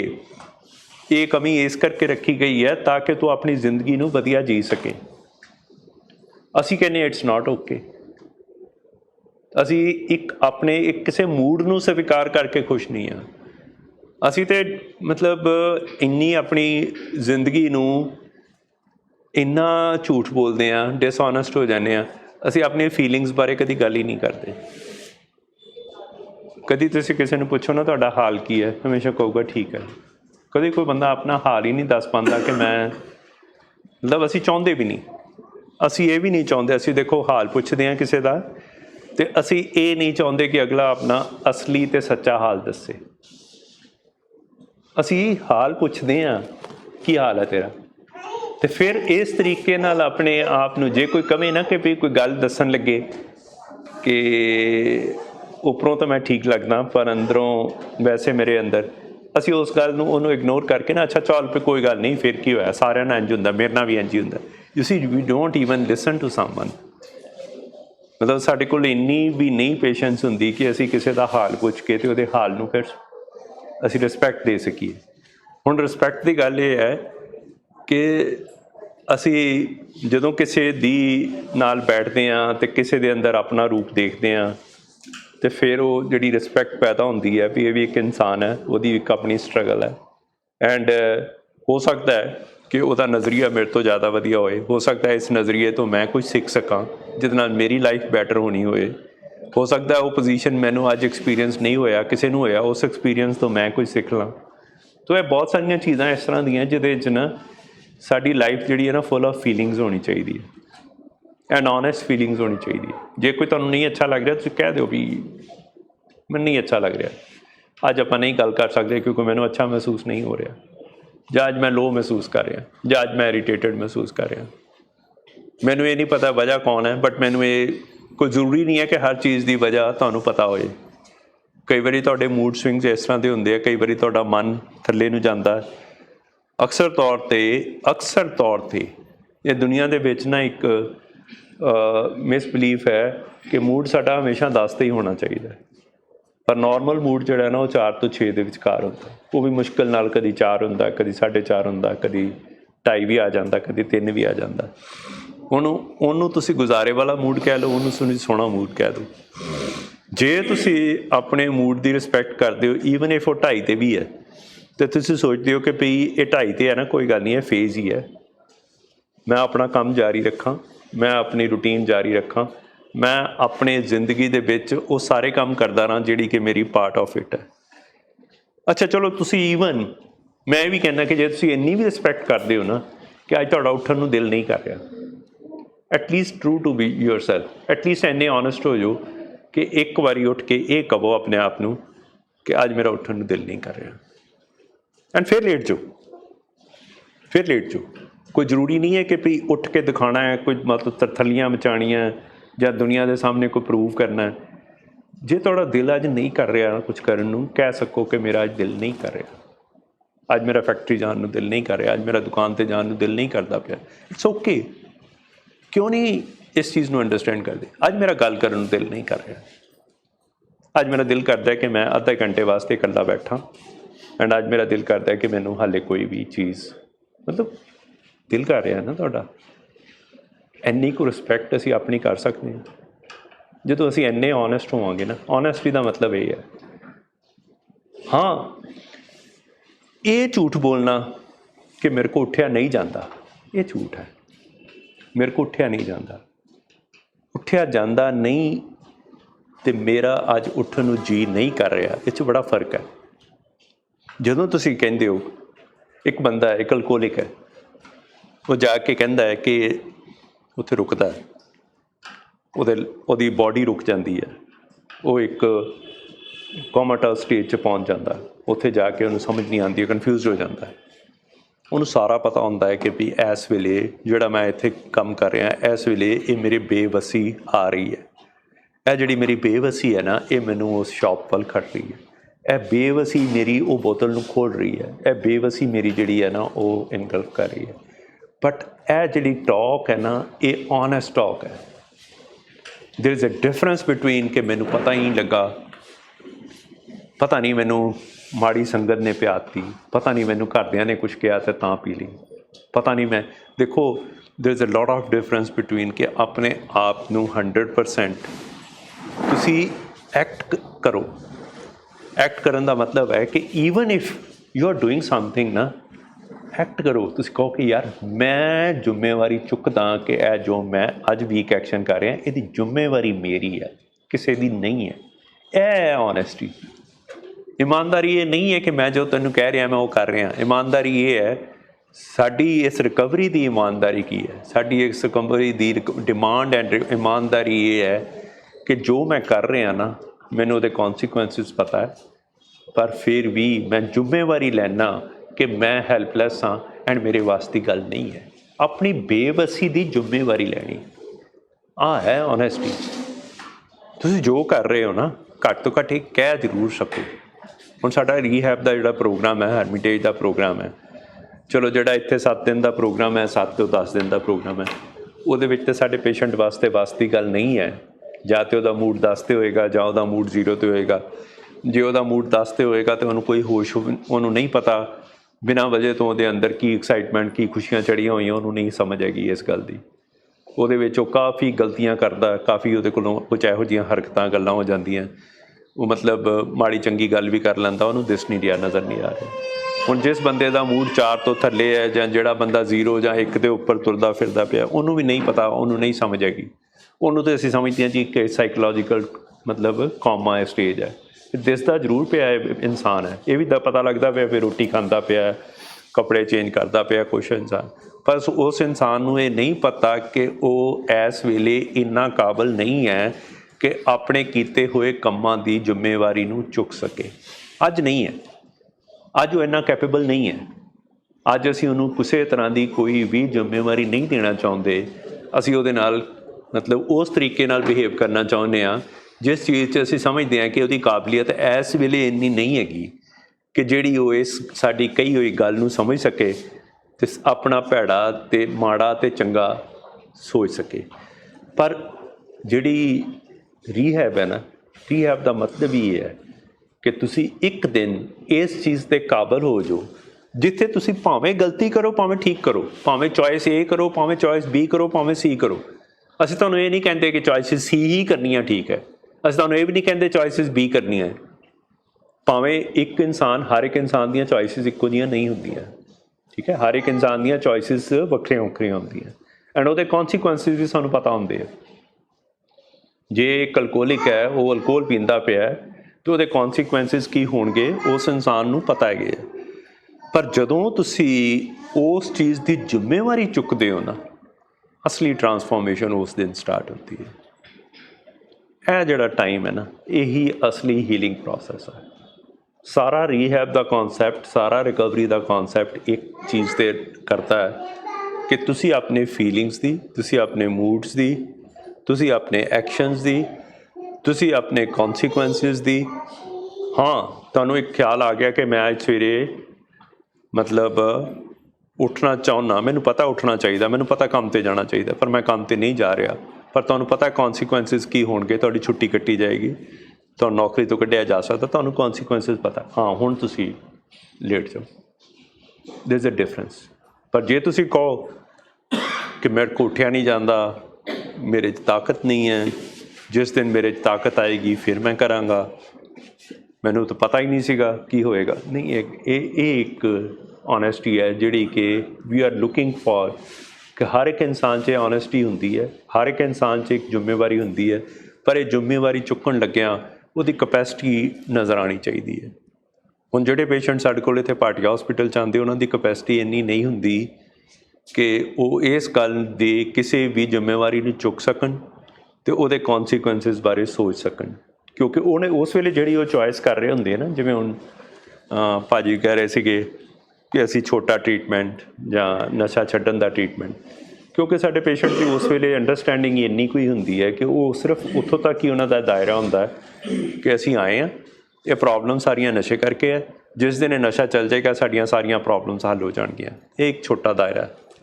ਇਸ ਦਾਇਰੇ ਤੋਂ ਅੱਗੇ ਜਦੋਂ ਆਉਂਦੀ ਹੈ ਨਾ ਚੀਜ਼, ਫਿਰ ਕੁਛ ਹੋਰ ਆਉਂਦੀ ਹੈ। ਫਿਰ ਤੁਸੀਂ ਇਹ ਨਹੀਂ ਉਡੀਕਦੇ ਕਿ ਤੁਹਾਨੂੰ ਕੌਣ ਵਾਚ ਕਰ ਰਿਹਾ, ਕਿ ਤੁਹਾਡੀ ਫੈਮਿਲੀ ਤੁਹਾਨੂੰ ਓਬਜ਼ਰਵ ਕਰ ਰਹੀ ਕਿ ਨਹੀਂ ਕਰ ਰਹੀ। ਫਿਰ ਤੁਸੀਂ ਇਹਨਾਂ ਚੀਜ਼ਾਂ ਤੋਂ ਦੂਰ ਹੋ ਜਾਂਦੇ ਹੋ। ਫਿਰ ਤੁਸੀਂ ਇਸ ਚੀਜ਼ 'ਚ ਜਾਂਦੇ ਹੋ ਕਿ ਤੁਸੀਂ ਜਦੋਂ ਆਪਣੀ ਲਾਈਫ ਦੀ ਹਰ ਇੱਕ ਐਕਸ਼ਨ ਕਰਨ ਤੋਂ ਪਹਿਲਾਂ ਆਪਣੇ ਕੋਲ 3 ਜਾਂ 4 ਚੋਇਸਿਸ ਰੱਖਦੇ ਹੋ, ਐਂਡ ਹਰ ਚੋਇਸਿਸ ਦੇ ਅੱਗੇ ਫਿਰ ਕੌਨਸੀਕੁਐਂਸਿਸ ਦੇਖਦੇ ਹੋ ਕਿ ਜੇ ਮੈਂ ਅੱਜ ਇਹ ਕੰਮ ਕਰ ਰਿਹਾ, ਇਹਦੀ ਕੱਲ੍ਹ ਨੂੰ ਮੈਨੂੰ ਕੀ ਹੋਣਾ। ਕੱਲ੍ਹ ਨੂੰ ਮੈਨੂੰ ਡਿਪਰੈਸ਼ਨ ਆਉਣੀ ਹੈ, ਕੱਲ੍ਹ ਨੂੰ ਮੈਨੂੰ ਬੇਚੈਨੀ ਹੋਣੀ ਹੈ, ਕੱਲ੍ਹ ਨੂੰ ਮੇਰੀ ਲਾਈਫ ਖਰਾਬ ਹੋਣੀ ਹੈ, ਕੱਲ੍ਹ ਨੂੰ ਮੇਰਾ ਮੂਡ ਇਸ ਤੋਂ ਵੀ ਵਰਸਟ ਹੋਣਾ ਹੈ, ਕੱਲ੍ਹ ਨੂੰ ਮੈਂ ਇਸ ਕਾਬਲ ਨਹੀਂ ਰਹਿਣਾ ਕਿ ਆਪਣਾ ਮੈਂ ਕੋਈ ਇੱਕ ਜ਼ਿੰਮੇਵਾਰੀ ਜਾਂ ਫੈਸਲਾ ਲੈ ਸਕਾਂ। ਫਿਰ ਜਿਹੜੀ ਚੀਜ਼ ਆਏਗੀ ਨਾ, ਪਰ ਇਹਦੀ ਇੱਕ ਕਪੈਸਿਟੀ ਹੈ ਨਾ। ਹੁਣ ਇੱਕ ਇਨਸਾਨ ਦੀ ਕਪੈਸਿਟੀ ਨਹੀਂ ਹੈ, ਤੁਸੀਂ ਉਹਨੂੰ ਉਹ ਕੰਮ ਕਹਿ ਰਹੇ ਹੋ ਕਰਨ ਵਾਸਤੇ ਜਿਹੜੀ ਉਹਦੀ ਕਪੈਸਿਟੀ ਨਹੀਂ ਹੈ, ਫਿਰ ਦਾ ਮਤਲਬ ਸਾਡੀ ਕਪੈਸਿਟੀ ਨਹੀਂ ਹੈ। ਜੇ ਐਜ਼ ਏ ਡਾਕਟਰ ਜਾਂ ਐਜ਼ ਏ ਮੇਰੇ ਕੁਲੀਗ, ਮੇਰਾ ਸਟਾਫ ਇੰਨੀ ਕਪੈਸਿਟੀ ਨਹੀਂ ਰੱਖਦਾ ਕਿ ਉਹ ਤੁਹਾਡੀ ਕਿਸੇ ਵੀ ਹੈਂਡੀਕੈਪ ਨੂੰ ਨਹੀਂ ਪਹਿਚਾਣ ਸਕਦਾ, ਇਹਦਾ ਮਤਲਬ ਸਾਡੀ ਆਪਣੀ ਕਪੈਸਿਟੀ ਘੱਟ ਹੈ। ਫਿਰ ਜਦੋਂ ਅਸੀਂ ਇੱਕ ਫੈਮਿਲੀ ਨੂੰ ਟ੍ਰੇਨ ਕਰਦੇ ਹਾਂ ਤਾਂ ਅਸੀਂ ਫੈਮਿਲੀ ਨੂੰ ਕਹਿੰਦੇ ਹਾਂ ਕਿ ਤੁਸੀਂ ਆਪਣੀ ਕਪੈਸਿਟੀ ਵਧਾਓ ਤਾਂ ਕਿ ਸਾਡੇ ਪੇਸ਼ੈਂਟ ਦਾ ਟਰੀਟਮੈਂਟ ਠੀਕ ਹੋ ਸਕੇ ਐਂਡ ਕੰਪਲੀਟ ਟਰੀਟਮੈਂਟ ਹੋ ਸਕੇ। ਫਿਰ ਅਸੀਂ ਇਹ ਨਹੀਂ ਦੇਖਦੇ ਕਿਸੇ ਨੇ ਕੁਝ ਕੀਤਾ ਹੈ ਕਿ ਨਹੀਂ ਕੀਤਾ, ਜਿਸ ਤਰ੍ਹਾਂ ਕਿ ਲੋਕਾਂ ਦਾ ਪਰਸਪੈਕਟਿਵ ਹੁੰਦਾ, ਜੇ ਹੁਣ ਇਹਨੇ ਕੀਤਾ ਤਾਂ ਇਹਨੂੰ ਹਰਬਿਟੇਜ ਛੱਡਾਂਗੇ। ਹੁਣ ਇਹਨੇ ਕਿਉਂ ਕੀਤਾ? ਜੇ ਬੰਦਾ, ਤੁਸੀਂ ਇਹ ਸੋਚੋ ਕਿ ਜਿਹੜਾ ਬੰਦਾ ਨਹੀਂ ਵੀ ਕਰ ਰਿਹਾ, ਜੇ ਉਦਾਸੀ 'ਚੋਂ ਜਾ ਰਿਹਾ, ਚਿੜਚਿੜਾਪਨ ਜਾ ਰਿਹਾ, ਜੇ ਉਹਨੂੰ ਆਪਣੇ ਆਪ ਨਾਲ ਕੰਫਰਟੇਬਲ ਨਹੀਂ ਹੈ, ਜੇ ਉਹ ਬੰਦਾ ਰਿਲੈਕਸ ਨਹੀਂ ਹੈਗਾ, ਜੇ ਉਹਦੇ 'ਚ ਕੌਨਫੀਡੈਂਸ ਨਹੀਂ ਹੈਗਾ, ਜੇ ਉਹ ਬੰਦਾ ਚਿੜਚਿੜਾਪਨ 'ਚ ਜਾ ਰਿਹਾ, ਜਾਂ ਉਹਦੇ ਮੂਡ ਠੀਕ ਨਹੀਂ ਰਹਿੰਦੇ, ਜਾਂ ਉਹਦੇ ਮੂਡ ਸਵਿੰਗਸ ਆ ਰਹੇ ਹੈ, ਜਾਂ ਉਹਦੀ ਜ਼ਿੰਦਗੀ 'ਚ ਕਦੀ ਇਹੋ ਜਿਹਾ ਸਵਾਲ ਆ ਜਾਂਦਾ ਹੈ ਕਿ ਜ਼ਿੰਦਗੀ ਜੀਣੀ ਵੀ ਚਾਹੀਦੀ ਹੈ ਕਿ ਆਪਣੇ ਆਪ ਨੂੰ ਖ਼ਤਮ ਕਰ ਲੈਣਾ ਚਾਹੀਦਾ। ਤੁਸੀਂ ਦੱਸੋ ਕਿ ਤੁਸੀਂ ਇਹੋ ਜਿਹੀ ਕਿਹੜਾ ਤੁਸੀਂ ਟਰੀਟਮੈਂਟ ਕੀਤਾ ਜਿਹਦੇ ਵਿੱਚ ਤੁਸੀਂ ਪੇਸ਼ੈਂਟ ਵਾਸਤੇ ਇਹ ਆਪਸ਼ਨਸ ਖੋਲ੍ਹਤੀਆਂ ਅਤੇ ਇੱਕ ਆਪਸ਼ਨ ਤੁਸੀਂ ਬੰਦ ਕਰਕੇ ਬਸ ਸੈਟਿਸਫਾਈ ਹੋ ਗਏ ਕਿ ਪੇਸ਼ੈਂਟ ਨਸ਼ਾ ਨਹੀਂ ਕਰ ਰਿਹਾ। ਤੁਸੀਂ ਇਸ ਗੱਲ 'ਚ ਬੜੇ ਸੈਟਿਸਫਾਈਡ ਹੋ ਗਏ ਕਿ ਬੰਦਾ ਅੱਜ ਤੋਂ ਬਾਅਦ ਸ਼ਰਾਬ ਨਹੀਂ ਪੀਤੀ ਜੀ ਉਹਨੇ, ਪਰ ਉਹ ਪੇਸ਼ੈਂਟ ਕਿਸ ਹਾਲਾਤ 'ਚੋਂ ਲੰਘ ਰਿਹਾ, ਉਹਦੀ ਕਪੈਸਿਟੀ ਇੰਨੀ ਜੋਗੀ ਹੈਗੀ ਹੈ ਕਿ ਨਹੀਂ ਹੈਗੀ। ਜੇ ਉਹਦੇ ਕੋਲ ਕਪੈਸਿਟੀ ਨਹੀਂ ਹੈਗੀ ਆਪਣੀ ਜ਼ਿੰਦਗੀ ਨੂੰ ਜੀਣ ਦੀ, ਤੁਸੀਂ ਉਸ ਇਨਸਾਨ ਦਾ ਜਿਹੜਾ ਮਲਮ ਪੱਟੀ ਉਹ ਮਾੜਾ ਮੋਟਾ ਜਿਹੜਾ ਕਰਨ ਡਿਆ, ਕਿ ਜਿਹੜਾ ਉਹਦੀ ਦਾਲ ਰੋਟੀ ਚੱਲਣ ਡਈ, ਉਹ ਵੀ ਤੁਸੀਂ ਬੰਦ ਕਰਕੇ ਬਹਿ ਜਾਓ। ਮਤਲਬ ਥੋੜ੍ਹਾ ਜਿਹਾ ਇਸ ਵਿਜ਼ਨ ਨੂੰ ਬਰੋਡ ਕਰਨ ਦੀ ਲੋੜ ਹੈ। ਮੈਂ ਨਹੀਂ ਕਹਿੰਦਾ ਕਿ ਅਸੀਂ ਇਹ ਸਭ ਚੀਜ਼ਾਂ ਸਿੱਖ ਕੇ ਆਉਂਦੇ ਹਾਂ, ਪਰ ਓਵਰ ਦਾ ਪੀਰੀਅਡ ਐਕਸਪੀਰੀਅੰਸ ਹੁੰਦਾ, ਸਾਨੂੰ ਨਹੀਂ ਪਤਾ ਹੁੰਦਾ ਸਾਡੇ ਘਰ 'ਚ ਕੋਈ ਇਸ ਤਰ੍ਹਾਂ ਦਾ ਪੇਸ਼ੈਂਟ ਹੋਏਗਾ ਜਿਹਦੇ ਨਾਲ ਕੱਲ੍ਹ ਨੂੰ ਇਸ ਤਰ੍ਹਾਂ ਦੀ ਕੋਈ ਪ੍ਰੋਬਲਮ ਹੋਏਗੀ। ਉਹ ਪ੍ਰੋਬਲਮਸ ਦੇਖੋ, ਜੇ ਕੋਈ 100 ਬੰਦਾ ਨਸ਼ਾ ਕਰਦਾ, 100 ਦੇ ਵਿੱਚੋਂ 10 ਬੰਦਿਆਂ ਦੇ ਨਾਲ ਇਹ ਪ੍ਰੋਬਲਮ ਆਉਂਦੀ ਹੈ। ਆਮ ਤੌਰ 'ਤੇ ਨਸ਼ਾ ਕਰਨ ਵਾਲੇ ਲੋਕ ਉਹੀ ਹੁੰਦੇ ਜਿਨ੍ਹਾਂ ਦੇ ਮੂਡ ਠੀਕ ਨਹੀਂ ਰਹਿੰਦੇ, ਜਿਨ੍ਹਾਂ ਦੇ ਮੂਡ ਪ੍ਰੋਬਲਮਸ ਹੁੰਦੀਆਂ, ਜਿਨ੍ਹਾਂ ਦੇ ਅੰਦਰ ਜੈਨੇਟਿਕ ਪ੍ਰੋਬਲਮਸ ਹੁੰਦੀਆਂ, ਜਿਨ੍ਹਾਂ ਨੂੰ ਆਪਣੀ ਜ਼ਿੰਦਗੀ ਦੇ ਵਿੱਚੋਂ ਉਹ ਤਸੱਲੀ ਜਾਂ ਮਜ਼ਾ ਨਹੀਂ ਆ ਰਿਹਾ ਹੁੰਦਾ ਜਿਹੜਾ ਕਿ ਦੂਸਰੇ ਇਨਸਾਨਾਂ ਨੂੰ ਆ ਰਿਹਾ ਹੁੰਦਾ। ਹੁਣ ਜਿਹੜੇ 90% ਲੋਕ ਹੈ ਉਹ ਪੀਂਦੇ ਆ, ਛੱਡਦੇ ਆ, ਪੀਣੀ ਬੰਦ ਕਰ ਦਿੰਦੇ ਆ, ਕਦੇ ਆਪਣੇ ਆਪ ਛੱਡ ਜਾਂਦੇ ਆ, ਕਦੀ ਉਹਨਾਂ ਨੂੰ ਭੁੱਲ ਹੀ ਜਾਂਦਾ ਕਿ ਕਦੀ ਪੀਂਦੇ ਸੀ। ਪਰ ਜਿਹੜੇ ਸਾਡੇ ਪੇਸ਼ੈਂਟ 10% ਹੁੰਦੇ ਆ ਉਹਨਾਂ ਦੇ ਵਿੱਚ ਜਿਹੜੀਆਂ ਚੀਜ਼ਾਂ ਵਾਸਤੇ ਉਹ ਪੀਂਦੇ ਆ ਨਾ ਉਹ ਚੀਜ਼ਾਂ ਉਹਨਾਂ ਨੂੰ ਮਿਲਦੀਆਂ ਨਹੀਂ ਹੈ, ਜਾਂ ਜਿਹੜੀਆਂ ਮਿਲਦੀਆਂ ਹੁੰਦੀਆਂ ਉਹ ਇੱਕ ਪੁਆਇੰਟ 'ਤੇ ਆ ਕੇ ਬੰਦ ਹੋ ਜਾਂਦੀਆਂ। ਹੁਣ ਮੈਂ ਤੁਹਾਨੂੰ ਜਿਵੇਂ ਦੱਸਿਆ ਕਿ ਬਹੁਤ ਸਾਰੇ ਲੋਕ ਨਸ਼ਾ ਸਿਰਫ ਇਸ ਕਰਕੇ ਕਰਦੇ ਕਿ ਉਹਨਾਂ 'ਚ ਕੌਨਫੀਡੈਂਸ ਆ ਜਾਏ, ਬਹੁਤ ਸਾਰੇ ਲੋਕ ਇਸ ਕਰਕੇ ਕਰਦੇ ਆ ਰਿਲੈਕਸ ਕਰ ਲੈਣ, ਬਹੁਤ ਸਾਰੇ ਲੋਕ ਇਸ ਕਰਕੇ ਕਰਦੇ ਆ ਕਿ ਲੋਕਾਂ ਦੇ ਨਾਲ ਹੰਬਲ ਹੋ ਜਾਣ ਤਾਂ ਕਿ ਉਹਨਾਂ ਦੇ ਅੰਦਰ ਹਿਊਮਿਲਿਟੀ ਆ ਜਾਏ, ਨਮਰਤਾ ਆ ਜਾਏ, ਅਤੇ ਉਹ ਮਤਲਬ ਦੂਸਰਿਆਂ ਦੇ ਨਾਲ ਨਾ ਬੜਾ ਪਿਆਰ ਵਾਲੇ ਮਾਹੌਲ ਦੇ ਵਿੱਚ ਕਨੈਕਟ ਕਰ ਸਕਣ, ਜਿਨ੍ਹਾਂ ਨੂੰ ਲਾਈਕ ਨਹੀਂ ਵੀ ਕਰਦੇ ਤਾਂ ਵੀ ਉਹਨਾਂ ਦੇ ਨਾਲ ਬੈਠ ਸਕਣ। ਹੁਣ ਤੁਸੀਂ ਦੱਸੋ, ਜੇ ਤੁਹਾਨੂੰ ਇਹ 3 ਚੀਜ਼ਾਂ ਨਹੀਂ ਮਿਲ ਰਹੀਆਂ, ਤੁਸੀਂ ਨਸ਼ਾ ਕਰ ਰਹੇ ਹੋ, ਤੁਹਾਡਾ ਕੌਨਫੀਡੈਂਸ ਡਾਊਨ ਜਾ ਰਿਹਾ, ਤੁਹਾਡੀ ਰਿਲੈਕਸੇਸ਼ਨ ਖਤਮ ਹੋ ਰਹੀ ਹੈ, ਤੁਹਾਨੂੰ ਬੇਚੈਨੀ ਆ ਰਹੀ ਹੈ, ਤੁਹਾਨੂੰ ਕਿਸੇ ਨਾਲ ਕਨੈਕਟ ਕਰਨ ਨੂੰ ਦਿਲ ਨਹੀਂ ਕਰਦਾ, ਤੁਹਾਡਾ ਜਿਹੜਾ ਬਿਹੇਵੀਅਰ ਆ ਉਹ 'ਚ ਹੋਸਟੈਲਿਟੀ ਆ ਰਹੀ ਹੈ, ਤੁਸੀਂ ਨਸ਼ਾ ਕੀਤਾ 2 ਘੰਟੇ ਬਾਅਦ ਤੁਹਾਨੂੰ ਗੁੱਸਾ ਚੜ੍ਹਨਾ ਸ਼ੁਰੂ ਹੋ ਗਿਆ, ਤੁਹਾਨੂੰ ਚਿੜਚਿੜਾਪਨ ਆ ਗਿਆ, ਤੁਹਾਨੂੰ ਦੁਨੀਆ ਦਾ ਕੋਈ ਇਨਸਾਨ ਅੱਛਾ ਨਹੀਂ ਲੱਗਦਾ, ਤੁਹਾਡੇ ਕੋਲੋਂ ਕੋਈ ਇਹੋ ਜਿਹੀਆਂ ਗੱਲਾਂ ਕਹੀਆਂ ਜਾਂਦੀਆਂ ਜਿਹੜੀਆਂ ਤੁਸੀਂ ਐਕਚੁਅਲ ਨੋਰਮਲ ਹਾਲਾਤ 'ਚ ਨਹੀਂ ਕਹਿਣਾ ਚਾਹੁੰਦੇ।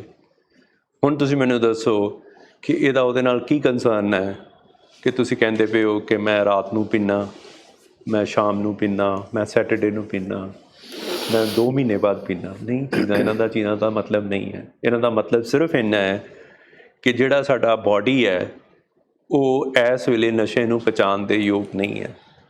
ਬਜਾਏ ਕਿ ਉਹ ਨਸ਼ੇ ਨੂੰ ਪ੍ਰੋਸੈਸ ਕਰਕੇ ਤੁਹਾਡੇ ਵਾਸਤੇ ਕੁਝ ਆਰਾਮ ਪੈਦਾ ਕਰੇ, ਸਕੂਨ ਪੈਦਾ ਕਰੇ, ਉਹ ਤੁਹਾਡੇ ਵਾਸਤੇ ਉਸ ਤੋਂ ਉਲਟ ਚੀਜ਼ਾਂ ਪੈਦਾ ਕਰ ਰਹੀ ਹੈ, ਜਿਹਦਾ ਕਾਰਨ ਜਿਹੜਾ ਹੈ ਅੰਦਰ ਜ਼ਹਿਰੀਲੇ ਮਾਦੇ ਹੈ। ਜਦੋਂ ਆਪਾਂ ਮਤਲਬ ਐਗਜ਼ਾਮਪਲ ਮੈਂ ਤੁਹਾਨੂੰ, ਜਦੋਂ ਆਪਾਂ ਸ਼ਰਾਬ ਪੀਂਦੇ ਹਾਂ, ਸ਼ਰਾਬ ਪੀ ਕੇ ਵਾਟਰ 'ਤੇ ਕਾਰਬਨ ਡਾਈਆਕਸਾਈਡ ਬਣਨੀ ਚਾਹੀਦੀ ਹੈ, ਪਾਣੀ ਜਿਹੜਾ ਉਹ ਪਿਸ਼ਾਬ ਦੇ ਰਾਹੀਂ ਬਾਹਰ ਆ ਜਾਣਾ ਚਾਹੀਦਾ, ਅਤੇ ਜਿਹੜੀ ਕਾਰਬਨ ਡਾਈਆਕਸਾਈਡ ਹੈ ਉਹ ਆਪਣੇ ਬ੍ਰੈਥ ਦੇ ਰਾਹੀਂ ਬਾਹਰ ਆ ਜਾਣੀ ਚਾਹੀਦੀ ਹੈ, ਐਂਡ 2-4 ਘੰਟੇ 'ਚ ਬੰਦਾ ਗੱਲ ਖਤਮ ਹੋ ਜਾਣੀ ਚਾਹੀਦੀ ਹੈ। ਪਰ ਇੱਕ ਇਨਸਾਨ ਹੈ, ਉਹ ਸ਼ਰਾਬ ਪੀਂਦਾ, ਉਹਦੇ ਅੰਦਰ ਐਲਡੀਹਾਈਡ ਬਣਨੇ ਸ਼ੁਰੂ ਹੋ ਜਾਂਦੇ ਆ। ਹੁਣ ਐਲਡੀਹਾਈਡ ਇੱਕ ਜ਼ਹਿਰੀਲਾ ਮਾਦਾ ਹੈ, ਰਾਈਟ। ਉਹ ਜਦੋਂ ਬਣਦਾ, ਉਹ ਜਦੋਂ ਬਲੱਡ ਦੇ ਵਿੱਚ ਜਾਂਦਾ, ਬੰਦੇ ਨੂੰ ਬੇਚੈਨੀ ਬੜੀ ਹੁੰਦੀ ਹੈ, ਬੰਦੇ ਦੀ ਬੜੀ ਬੇਚੈਨੀ, ਬੜੀ ਘਬਰਾਹਟ, ਬੜੀ ਤਕਲੀਫ, ਉਹਨੂੰ ਕੋਈ ਵੀ ਚੀਜ਼ ਦੁਨੀਆ ਦੀ ਉਸ ਵੇਲੇ ਰਾਹਤ ਨਹੀਂ ਦਿੰਦੀ। ਉਹ ਜਿਹੜੀ ਐਲਡੀਹਾਈਡ ਬਣੀ ਹੁੰਦੀ ਹੈ ਨਾ, ਉਹ ਬੰਦੇ ਨੂੰ ਇਸ ਤਰ੍ਹਾਂ ਦੇ ਸਟੇਟ ਚਿੜਚਿੜਾਪਨ, ਮਤਲਬ ਸਾਰੀਆਂ ਚੀਜ਼ਾਂ ਆ ਜਾਂਦੀਆਂ, ਉਹਦਾ ਕੌਨਫੀਡੈਂਸ ਲੈਵਲ ਲੋ ਹੋ ਜਾਂਦਾ, ਉਹਦਾ ਦਿਲ ਕਰਦਾ ਮੈਂ ਖਤਮ ਹੋ ਜਾਏ, ਇਹ ਤੋਂ ਚੰਗਾ ਤਾਂ ਮੈਂ ਮੌਤ ਆ ਜਾਏ, ਮੈਂ ਇੰਨਾ ਔਖਾ ਇਸ ਵੇਲੇ। ਉਹਦੇ ਕੋਲ ਕੀ ਸੋਲਿਊਸ਼ਨ ਹੁੰਦਾ? ਸਿਰਫ ਥੋੜ੍ਹੀ ਜਿਹੀ ਹੋਰ ਸ਼ਰਾਬ ਪੀ ਲੇ ਤਾਂ ਕਿ ਉਹ ਐਲਡੀਹਾਈਡ ਡਿਲਿਊਟ ਹੋ ਜਾਏ। ਪਰ ਜਿਹੜੀ ਹੋਰ ਸ਼ਰਾਬ ਪੀਂਦਾ, ਉਹਦੇ ਨਾਲ ਕੀ ਹੁੰਦਾ ਕਿ ਘੰਟੇ 1.5 ਘੰਟੇ ਬਾਅਦ ਹੋਰ ਐਲਡੀਹਾਈਡ ਬਣਦੀ ਹੈ। ਸੋ ਹੁੰਦਾ ਕੀ ਹੈ ਕਿ ਪਹਿਲਾਂ 20 ਬਣੀ ਸੀ, ਹੁਣ 40 ਬਣੀ, ਫਿਰ 60 ਬਣੀ। ਹੁਣ ਉਹ ਬੰਦਾ ਦਿਨ ਰਾਤ ਪੀਵੀ ਜਾ ਰਿਹਾ, ਉਦੋਂ ਤੱਕ ਪੀਵੀ ਜਾ ਰਿਹਾ ਜਦੋਂ ਤੱਕ ਬੇਹੋਸ਼ ਹੋ ਕੇ ਡਿੱਗ ਨਹੀਂ ਜਾਂਦਾ। ਉਹ ਇਸ ਕਰਕੇ ਬੇਹੋਸ਼ ਹੋਣਾ ਚਾਹੁੰਦਾ ਹੈ, ਇਸ ਕਰਕੇ ਨਹੀਂ ਕਿ ਉਹਦਾ ਦਿਲ ਕਰ ਰਿਹਾ ਬੇਹੋਸ਼ ਹੋਣ 'ਤੇ, ਉਹ ਇਸ ਕਰਕੇ ਬੇਹੋਸ਼ ਹੋਣਾ ਚਾਹੁੰਦਾ ਕਿਉਂਕਿ ਉਹਨੂੰ ਬੇਚੈਨੀ ਠੀਕ ਹੋ ਜਾਏ। ਅਤੇ ਬੇਚੈਨੀ ਤਾਂ ਠੀਕ ਹੋਣੀ ਹੈ ਜਦੋਂ ਐਲਡੀਹਾਈਡਸ ਨਿਕਲਣਗੇ। ਹੁਣ ਐਲਡੀਹਾਈਡ ਬਾਡੀ ਨਿਕਾਲਦੀ ਨਹੀਂ ਪਈ, ਨਾ ਉਹ ਮਤਲਬ ਨਿਕਲ ਰਿਹਾ। ਹੁਣ ਹੋ ਕੀ ਰਿਹਾ ਕਿ ਆਪਾਂ ਅੰਦਰ ਪਾਈ ਜਾ ਰਹੇ ਹਾਂ, ਪਰ ਜਿਹੜਾ ਨਿਕਾਸ ਹੈ ਉਹ ਬੰਦ ਹੋਇਆ ਪਿਆ। ਹੁਣ ਇਹਨੂੰ ਕਹਿੰਦੇ ਬਿਮਾਰੀ। ਕੋਈ ਬਿਮਾਰੀ ਇਸ ਚੀਜ਼ ਨੂੰ ਨਹੀਂ ਕਹਿੰਦੇ ਕਿ ਇਹ ਸ਼ਰਾਬ ਪੀਂਦਾ, ਜਾਂ ਇਹਨੂੰ ਪੀਣੀ ਨਹੀਂ ਆਉਂਦੀ, ਜਾਂ ਇਹਦੀ ਸ਼ਰਾਬ ਭੈੜੀ ਹੈ, ਜਾਂ ਇਹਨੂੰ ਨਸ਼ਾ ਕਰਨਾ ਨਹੀਂ ਆਉਂਦਾ, ਜਾਂ ਇਹਨੇ ਮਤਲਬ ਕੋਈ ਇਹ ਇਨਸਾਨ ਮਾੜਾ ਹੈ, ਜਾਂ ਇਸ ਇਨਸਾਨ ਨੂੰ ਪਤਾ ਨਹੀਂ ਹੈ ਕਿ ਇਹ ਮਾੜੀ ਚੀਜ਼ ਹੁੰਦੀ ਹੈ। ਇਹ ਸਭ ਚੀਜ਼ਾਂ ਸਾਡੇ ਦਾਇਰੇ 'ਚ ਨਹੀਂ ਆਉਂਦੀਆਂ। ਸਾਡੇ ਦਾਇਰੇ ਦੇ ਵਿੱਚ ਸਿਰਫ ਇੰਨੀ ਆਉਂਦੀ ਹੈ ਕਿ ਇੱਕ ਬਿਮਾਰੀ ਹੈ, ਐਂਡ ਇੱਕ ਬਿਮਾਰੀ ਜਿਹੜੀ ਹੈ ਇਹ ਬ੍ਰੇਨ 'ਤੇ ਇਫੈਕਟ ਕਰਦੀ ਹੈ, ਬਾਡੀ ਦੇ ਵਿੱਚ ਇਸ ਤਰ੍ਹਾਂ ਦਾ ਇਫੈਕਟ ਕਰਦੀ ਹੈ ਕਿ ਬਾਡੀ ਇਹਨੂੰ ਪਹਿਚਾਣਦੀ ਨਹੀਂ ਹੈ, ਇਹਨੂੰ ਪਛਾਣਦੀ ਨਹੀਂ ਹੈ।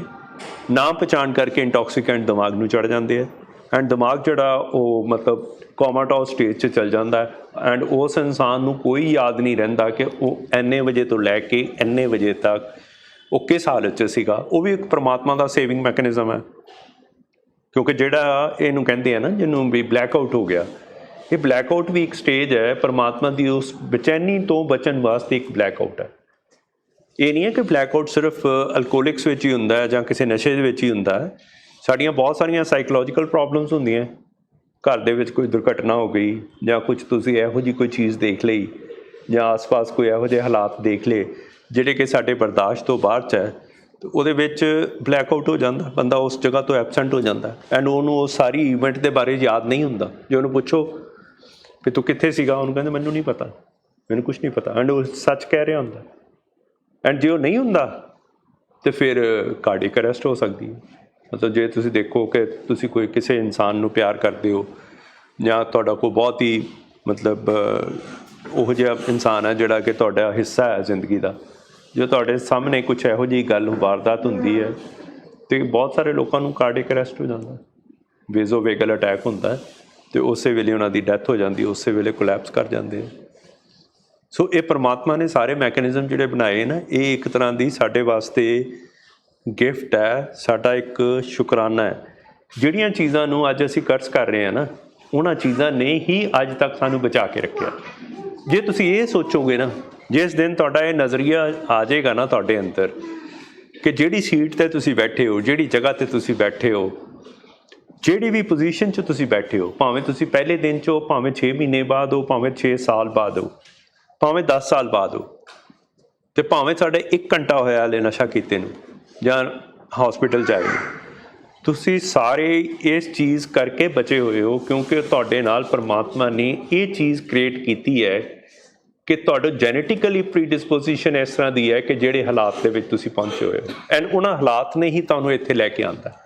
ਜੇ ਉਹ ਹਾਲਾਤ ਨਾ ਪੈਦਾ ਹੁੰਦੇ ਨਾ ਤਾਂ ਅਸੀਂ ਕਦੋਂ ਦੇ ਖਤਮ ਹੋ ਗਏ ਹੁੰਦੇ।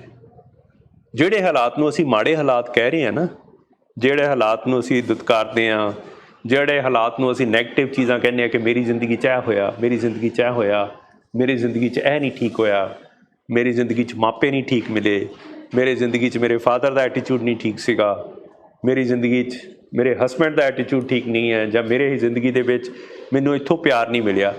ਇਹ ਹੀ ਇੰਪੋਰਟੈਂਟ ਚੀਜ਼ਾਂ ਹੈਗੀਆਂ ਜਿਨ੍ਹਾਂ ਨੇ ਤੁਹਾਨੂੰ ਜ਼ਿੰਦਗੀ ਦੇ ਵਿੱਚ ਅੱਜ ਦੇ ਦਿਨ 'ਚ ਇਸ ਸਰਵਾਈਵਲ ਮੋਡ 'ਚ ਰੱਖਿਆ ਕਿ ਤੁਸੀਂ ਅੱਜ ਦੇ ਦਿਨ 'ਚ ਅਲਾਈਵ ਹੋ ਅਤੇ ਤੁਸੀਂ ਇਸ ਜਗ੍ਹਾ 'ਤੇ ਬੈਠੇ ਹੋ ਜਿੱਥੇ ਆਪਣੇ ਹਾਲਾਤਾਂ ਨੂੰ ਕਰਸ ਕਰਨ ਦੀ ਬਜਾਏ ਤੁਸੀਂ ਉਹਨਾਂ ਨੂੰ ਐਡਵਾਂਟੇਜ ਸਮਝੋ ਅਤੇ ਤੁਸੀਂ ਪਰਮਾਤਮਾ ਦੀ ਦੇਣ ਸਮਝੋ ਕਿ ਜੇ ਇਹ ਹਾਲਾਤ ਨਾ ਪੈਦਾ ਹੁੰਦੇ ਨਾ ਤਾਂ ਅਸੀਂ ਵੀ ਨਾ ਹੁੰਦੇ।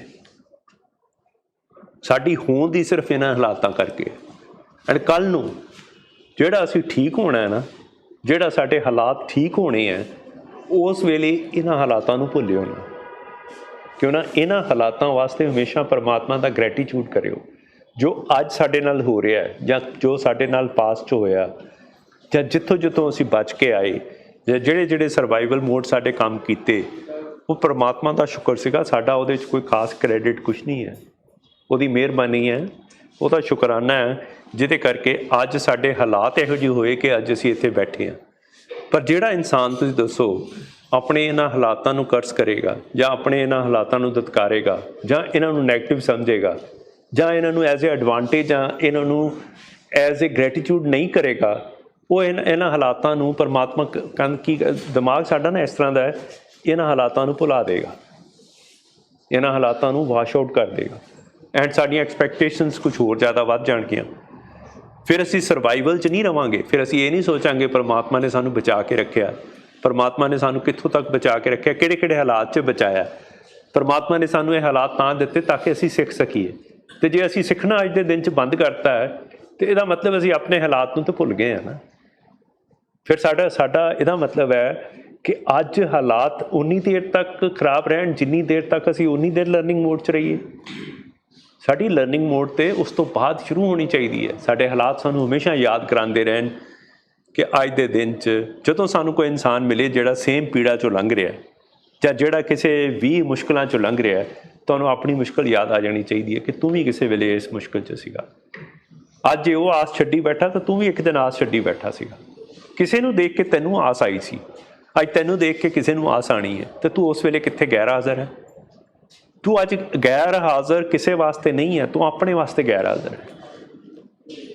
ਤੇਰੀ ਬਦਕਿਸਮਤੀ ਇਹ ਹੈ ਕਿ ਤੂੰ ਆਪਣੇ ਵਾਸਤੇ ਗੈਰ ਹਾਜ਼ਰ ਹੋ ਗਿਆ, ਅਤੇ ਇਹ ਟਾਈਮ ਕੋਈ ਬਹੁਤੀ ਵੱਡੀ ਗੱਲ ਨਹੀਂ ਹੈ ਕਿ ਜਦੋਂ ਤੈਨੂੰ ਇਹ ਵੀ ਭੁਲਾ ਦੇਗਾ ਕਿ ਤੂੰ ਕਿਹੜੇ ਹਾਲਾਤ ਕਰਕੇ ਅੱਜ ਇੱਥੇ ਬੈਠਾ ਹੈ, ਕਿਉਂਕਿ ਤੇਰਾ ਸ਼ੁਕਰਾਨਾ ਖਤਮ ਹੋ ਜਾਏਗਾ।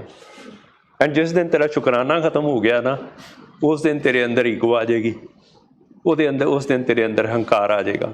ਉਸ ਦਿਨ ਤੂੰ ਕਹੇਂਗਾ ਕਿ ਮੈਂ ਦੁਨੀਆ ਦਾ ਸ਼ਾਇਦ ਸਭ ਤੋਂ ਸਿਆਣਾ ਇਨਸਾਨ ਹਾਂ, ਕਿ ਮੇਰੀ ਸਿਆਣਪ ਕਰਕੇ ਮੈਂ ਇਸ ਚੀਜ਼ 'ਚੋਂ ਬਾਹਰ ਆਇਆ। ਫਿਰ ਉਸ ਦਿਨ ਤੈਨੂੰ ਇਹ ਸਭ ਕੁਝ ਜੋ ਮਿਲਿਆ ਨਾ, ਉਹ ਤੈਨੂੰ ਘੱਟ ਲੱਗੇਗਾ, ਤੂੰ ਕੰਟੈਂਟਡ ਨਹੀਂ ਹੋਏਗਾ। ਜਿਹੜੀਆਂ ਚੀਜ਼ਾਂ ਤੈਨੂੰ ਖੁਸ਼ੀ ਦੇਣੀਆਂ ਚਾਹੀਦੀਆਂ ਨਾ, ਉਹ ਤੈਨੂੰ ਖੁਸ਼ੀਆਂ ਨਹੀਂ ਦੇਣਗੀਆਂ, ਉਹ ਤੈਨੂੰ ਗਮ ਦੇਣਗੀਆਂ, ਉਹ ਤੈਨੂੰ ਵਿਚਾਰਾਪਨ ਦੇਣਗੀਆਂ। ਜਿਹੜਾ ਤੈਨੂੰ ਸੈਲਫ ਵਿਕਟਮਾਈਜੇਸ਼ਨ ਵਿਚਾਰਾਪਨ ਹੈ ਨਾ, ਇਸ ਬਿਮਾਰੀ ਦੀ ਜੜ ਹੈ। ਜਿਸ ਦਿਨ ਤੂੰ ਆਪਣੇ ਕਿਸੇ ਵੀ ਕਾਰਨ ਕਰਕੇ, ਕਿਸੇ ਵੀ ਤਕਲੀਫ ਕਰਕੇ, ਕਿਸੇ ਵੀ ਹਾਲਾਤ ਕਰਕੇ ਤੂੰ ਆਪਣੇ ਆਪ ਨੂੰ ਵਿਚਾਰਾ ਕਹਿ ਦਿੱਤਾ ਨਾ, ਇਹਦਾ ਮਤਲਬ ਹੈ ਕਿ ਤੇਰੀ ਜ਼ਿੰਦਗੀ ਦੀ ਜਿਹੜੀ ਰਿਕਵਰੀ ਦੀ ਪ੍ਰੋਸੈਸ ਹੈ ਨਾ, ਉਹ ਖਰਾਬ ਹੋ ਜਾਏਗੀ। ਸੋ ਹਰ ਪਹਿਲੂ 'ਤੇ, ਹਰ ਜ਼ਿੰਦਗੀ ਦੇ ਮੋੜ 'ਤੇ ਇੱਕ ਚੀਜ਼ ਆਪਣੇ ਆਪ ਨੂੰ ਧਿਆਨ ਰੱਖੀ, ਭਾਵੇਂ ਤੂੰ ਕੁਛ ਕਰ ਰਿਹਾ ਭਾਵੇਂ ਨਹੀਂ ਕਰ ਰਿਹਾ। ਜਿੱਥੋਂ ਮੈਂ ਗੱਲ ਸ਼ੁਰੂ ਕੀਤੀ ਸੀ, ਤੂੰ ਨਹੀਂ ਕਰ ਰਿਹਾ ਕੋਈ ਗੱਲ ਨਹੀਂ, ਪਰ ਆਪਣੇ ਆਪ ਨੂੰ ਵਿਚਾਰਾ ਨਾ ਕਹਿ। ਤੂੰ ਇਹ ਕਹਿ ਕਿ ਮੇਰੀ ਜ਼ਿੰਮੇਵਾਰੀ ਹੈ, ਮੈਂ ਜ਼ਿੰਮੇਵਾਰੀ ਚੁੱਕਦਾ ਕਿ ਮੈਂ ਜੋ ਨਹੀਂ ਕਰ ਰਿਹਾ ਉਹ ਮੈਂ ਨਹੀਂ ਕਰ ਰਿਹਾ, ਇਹ ਮੇਰੀ ਚੋਇਸ ਹੈ, ਇਹਦੇ ਕੌਨਸੀਕੁਐਂਸਿਸ ਮੈਨੂੰ ਭੁਗਤਣੇ ਪੈਣੇ ਹੈ, ਕਿਸੇ ਹੋਰ ਨੂੰ ਨਹੀਂ ਭੁਗਤਣੇ ਪੈਣੇ। ਜਦੋਂ ਤੁਹਾਡੇ ਅੰਦਰ ਇਹ ਟਰਾਂਸਫੋਰਮੇਸ਼ਨ ਆ ਜਾਂਦੀ ਹੈ ਨਾ, ਫਿਰ ਤੁਸੀਂ ਜਿਹੜਾ ਵਿਚਾਰਾਪਨ 'ਚੋਂ ਬਾਹਰ ਆਉਂਦੇ ਹੋ ਨਾ, ਜਿਹੜਾ ਸੈਲਫ ਪਿਟੀ 'ਚੋਂ ਬਾਹਰ ਆਉਂਦੇ ਹੋ, ਫਿਰ ਇੱਕ ਗ੍ਰੈਟੀਟਿਊਡ ਆਉਂਦਾ। ਫਿਰ ਤੁਸੀਂ ਪਰਮਾਤਮਾ ਨੂੰ ਇਹ ਕਹਿੰਦੇ ਹੋ ਕਿ ਜੋ ਤੁਹਾਡੀ ਐਲੀਜੀਬਿਲਟੀ ਸੀ ਨਾ, ਤੁਹਾਡੀ ਐਲੀਜੀਬਿਲਟੀ ਇਸ ਪ੍ਰੋਗਰਾਮ ਦੀ ਕੀ ਹੈ, ਬੀ ਏ ਫੂਲ, ਇੱਕ ਬੇਵਕੂਫ ਬਣ ਜਾਓ।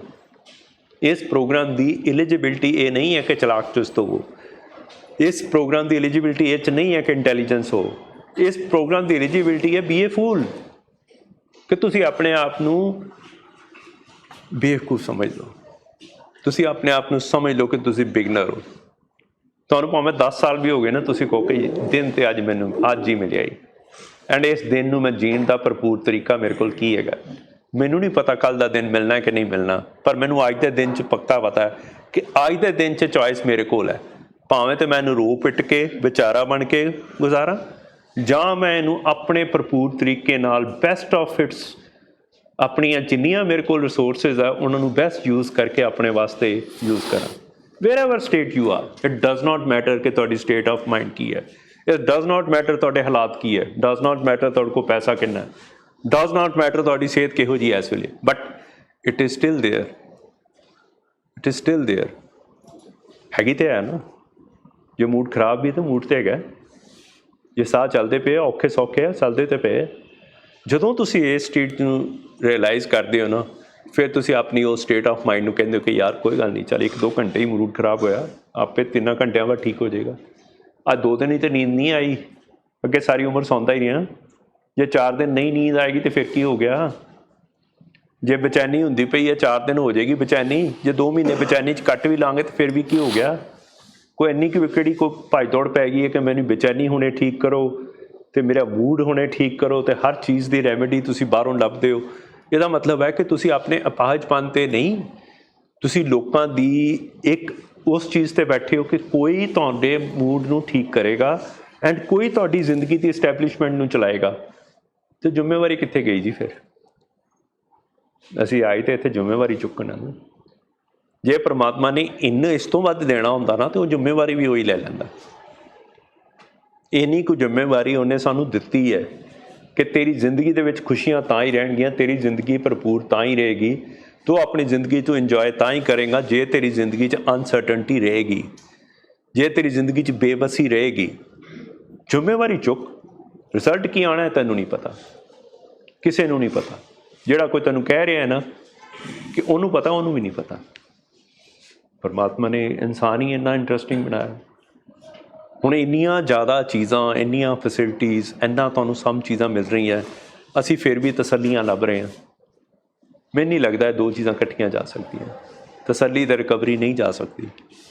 ਜਿੱਥੇ ਤਸੱਲੀ ਆ ਗਈ ਉੱਥੇ ਰਿਕਵਰੀ ਦੀ ਅਨਪ੍ਰੈਡਿਕਟੇਬਿਲਿਟੀ ਚੱਲ ਗਈ, ਫਿਰ ਤੁਹਾਨੂੰ ਖੁਸ਼ੀ ਨਹੀਂ ਆਉਣੀ। ਖੁਸ਼ੀ ਤਾਂ ਉਦੋਂ ਹੀ ਆਊਗੀ ਜਦੋਂ ਹਾਰ ਜਿੱਤ ਦਾ ਕੋਈ ਪਤਾ ਨਹੀਂ ਹੈ। ਮੈਨੂੰ ਨਹੀਂ ਪਤਾ ਜਿਹੜਾ ਅੱਜ ਮੈਂ ਮੈਚ ਖੇਡ ਰਿਹਾ ਇਹ ਅੱਜ ਮੈਂ ਹਾਰਨਾ ਕਿ ਜਿੱਤਣਾ। ਹਾਂ, ਖੁਸ਼ ਹੋਣ ਕਾਰਨ ਹਾਰਾਂਗਾ ਵੀ ਸਹੀ, ਪਰ ਕੋਈ ਗੱਲ ਨਹੀਂ, ਮੈਨੂੰ ਰਿਗਰੈਟ ਤਾਂ ਨਹੀਂ ਨਾ ਕੋਈ ਕਿ ਜਿਹੜਾ ਮੇਰਾ ਆਪਣਾ ਲਾਈਫ ਦਾ ਟਾਈਮ ਸੀਗਾ ਉਹ ਇੱਕ ਲਾਈਫ ਨਹੀਂ ਜੀ। ਮੈਂ 365 ਦਿਨਾਂ ਦੇ ਵਿੱਚ 365 ਲਾਈਫਾਂ ਜੀਤੀਆਂ। ਕੋਈ ਇਹ ਨਹੀਂ ਕਿ ਮੈਂ ਇੱਕ ਲਾਈਫ ਜੀ ਹੈ, ਮੈਂ ਤਾਂ ਹਰ ਰੋਜ਼ ਇੱਕ ਨਵੀਂ ਲਾਈਫ ਜੀ ਰਿਹਾ। ਹਰ ਰੋਜ਼ ਇਸ ਪੁਆਇੰਟ 'ਤੇ ਜੀ ਰਿਹਾ ਕਿ ਪਤਾ ਨਹੀਂ ਅੱਜ ਹੈਗਾ, ਕੱਲ੍ਹ ਨਹੀਂ ਹੈਗਾ ਤਾਂ ਨਹੀਂ। ਅਸੀਂ ਕੋਈ ਗੱਲ ਨਹੀਂ, ਅੱਜ ਦਾ ਦਿਨ ਤਾਂ ਹੈਗਾ ਨਾ। Make well use of the day you have in hand, rather then ਕਿ ਕੱਲ੍ਹ ਐ ਨਾ ਹੋ ਜਾਏ, ਪਰਸੋਂ ਨਾ ਹੋ ਜਾਏ, ਕਿਤੇ ਆਹ ਨਾ ਚੀਜ਼ ਚੱਲ ਜਾਏ, ਕਿਤੇ ਉਹ 'ਚ ਖੁੱਸ ਜਾਏ, ਕਿਤੇ ਪਤਾ ਨਹੀਂ ਇਹ ਰਹਿਣੀ ਕਿ ਨਹੀਂ ਰਹਿਣੀ, ਪਤਾ ਨਹੀਂ ਪਾਸਟ 'ਚ ਮੇਰੇ ਨਾਲ ਇਸ ਤਰ੍ਹਾਂ ਕਿਉਂ ਹੋਇਆ, ਪਰ ਆਪਣੇ ਮੇਰੇ ਨਾਲ ਹੀ ਇੰਝ ਕਿਉਂ ਕੀਤਾ, ਇਹ ਮੇਰੇ ਹੀ ਹਾਲਾਤ ਕਿਉਂ ਐਡੇ ਖਰਾਬ ਹੋਏ। ਜਿਹੜੇ ਬਾਕੀ ਦੁਨੀਆ ਦੇ ਤੁਸੀਂ ਕਹਿੰਦੇ ਹੋ ਉਹਨਾਂ ਦੇ ਹਾਲਾਤ, ਉਹ ਆਪਣੇ ਆਪ 'ਚ ਕਿਤੇ ਲੱਗੇ ਹੋਏ ਆ, ਉਹਨਾਂ ਦੀ ਆਪਣੀ ਕਿਤੇ ਸਟਰਗਲ ਹੈ। ਜਦੋਂ ਤੁਸੀਂ ਇਹ ਰਿਅਲਾਈਜ਼ ਕਰਦੇ ਹੋ ਨਾ ਕਿ ਦੁਨੀਆ 'ਚ ਤੁਸੀਂ ਇੱਕ ਇਨਸਾਨ ਨਹੀਂ ਹੈਗੇ ਜਿਹੜਾ ਸਟਰਗਲ ਕਰ ਰਿਹਾ, ਹਰ ਕੋਈ ਇਨਸਾਨ ਸਟਰਗਲ ਕਰ ਰਿਹਾ, ਪਰ ਫਰਕ ਹੈ ਸਟਰਗਲ ਕਰਨ ਦੇ ਵਿੱਚ ਤੁਹਾਡੀ ਜ਼ਿੰਮੇਵਾਰੀ ਕਿਹਦੀ ਹੈ। ਜ਼ਿੰਮੇਵਾਰੀ ਜਦੋਂ ਚੁੱਕਾਂਗੇ ਨਾ ਆਪਾਂ, ਜਿਸ ਦਿਨ ਸਾਨੂੰ ਇਹ ਪਤਾ ਲੱਗ ਗਿਆ ਨਾ ਕਿ ਹਰ ਕੋਈ ਇਨਸਾਨ ਸਟਰਗਲ ਕਰ ਰਿਹਾ ਐਂਡ ਮੇਰੀ ਸਟਰਗਲ ਜਿਹੜੀ ਵਰਥ ਇਟ ਹੈ, ਮੇਰੀ ਸਟਰਗਲ ਵਰਥ ਇਟ ਹੈ, ਕਿਉਂਕਿ ਜ਼ਿੰਦਗੀ ਇੰਨੀ ਵੀ ਮਾੜੀ ਨਹੀਂ ਹੈ ਕਿ ਜਿਹਨੂੰ ਜੀਣ ਲੱਗਿਆ ਜੇ ਅਸੀਂ ਥੋੜ੍ਹੀ ਜਿਹੀ ਸਟਰਗਲ ਅਤੇ ਜ਼ਿੰਮੇਵਾਰੀ ਨਹੀਂ ਚੁੱਕ ਸਕਦੇ ਤਾਂ ਫਿਰ ਸ਼ਾਇਦ ਜ਼ਿੰਦਗੀ ਵੀ ਇੰਨੀ ਵੈਲਿਊਏਬਲ ਨਹੀਂ ਲੱਗਦੀ। ਬਹੁਤ ਸਾਰੇ ਲੋਕ ਹੈ ਜਿਨ੍ਹਾਂ ਨੂੰ ਆਪਣੀ ਜ਼ਿੰਦਗੀ ਭਾਰ ਲੱਗਣ ਲੱਗ ਪੈਂਦੀ ਹੈ, ਉਹਨਾਂ ਨੂੰ ਇੱਕ ਦਿਨ ਕੱਟਣਾ ਵੀ ਔਖਾ ਲੱਗਦਾ ਹੈ, ਉਹ ਵੀ ਸਟਰਗਲ 'ਚ ਹੈ, ਉਹ ਵੀ ਸਟਰਗਲ 'ਚ ਹੈ। ਬਟ ਇਹ ਹੈ ਕਿ ਉਹਨਾਂ ਦੀ ਸਟੇਟ ਆਫ ਮਾਈਂਡ ਦੇਖੋ ਨਾ, ਜੇ ਤਾਂ ਉਹ ਉਸ ਹਾਲਤ 'ਚ ਹੈ ਜਿੱਥੇ ਉਹ ਆਪਣੇ ਆਪ ਉਸ ਸਟਰਗਲ 'ਚੋਂ ਬਾਹਰ ਨਹੀਂ ਆ ਸਕਦੇ, ਜ਼ਿੰਮੇਵਾਰੀ ਨਹੀਂ ਚੁੱਕ ਸਕਦੇ, ਉਹਨਾਂ ਨੂੰ ਉਸ ਹਾਲਾਤ 'ਚ ਲਿਆਉਣਾ।